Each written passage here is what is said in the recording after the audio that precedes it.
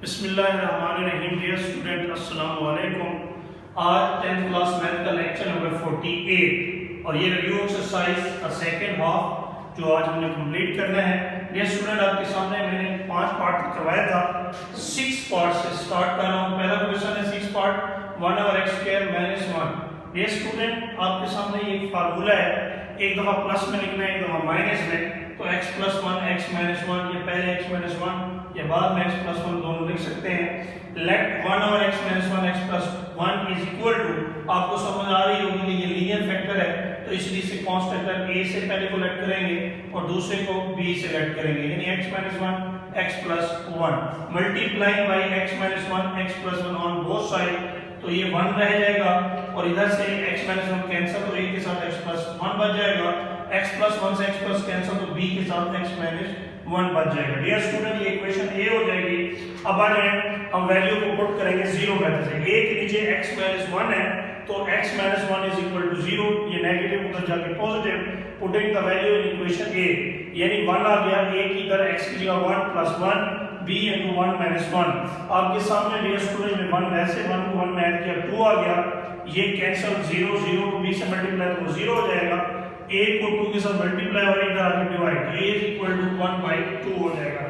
Put दूसरी value x + 1 है, तो ये प्लस से उधर माइनस हो जाएगी, इक्वेशन a 1 a * -1 + 1 से कैंसिल 0 हो जाएगा, ये -1 - 2 हो जाएगा, तो ये -2b हो जाएगा। डियर स्टूडेंट, यहाँ -2 मल्टीप्लाई हो रहा है, इधर आके डिवाइड हो जाएगा, तो b की वैल्यू -1/2 हो जाएगी, b की रकम।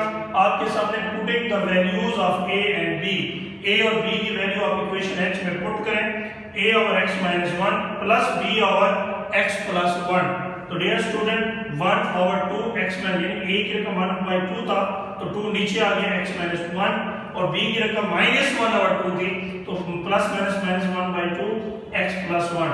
तो उसके बाद इसका 10वां पार्ट, बाकी 7वां 8वां 9वां आप खुद करेंगे, सेम इसी तरीके से।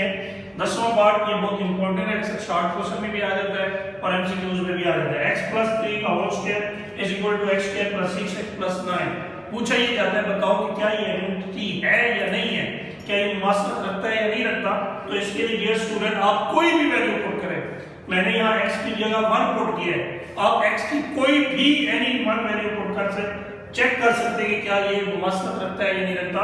इसका तरीकाकार ये होता है, x की जगह जो आप वैल्यू पुट करेंगे वो आप पुट करते जाएं। x की 1 + 3 का होल स्क्वायर, 1 का स्क्वायर प्लस 6x की 1 + 9। डियर स्टूडेंट, 3 को 1 में ऐड किया तो 4 का स्क्वायर 16 आ गया, 1 का स्क्वायर 1 6 1 6 + 9, इनको ऐड किया तो 16। अगर ये दोनों सेम है, यानी लेफ्ट राइट के इक्वल है, तो वो आइडेंटिटी होगी। अगर लेफ्ट और राइट के इक्वल ना है तो वो आइडेंटिटी नहीं होगी, तो इसलिए मैंने लिखा yes it is an identity. तो ये एक दूसरे की मुमासलत रखते हैं। डियर स्टूडेंट, ये आपके सामने चैप्टर नंबर 4 कंप्लीट हो गया है और ये रिव्यू एक्सरसाइज भी कंप्लीट, उम्मीद करता हूँ आप इसे नीट जिस समय तमाम चैप्टर को नोट करेंगे और चेक होंगे। Thank you.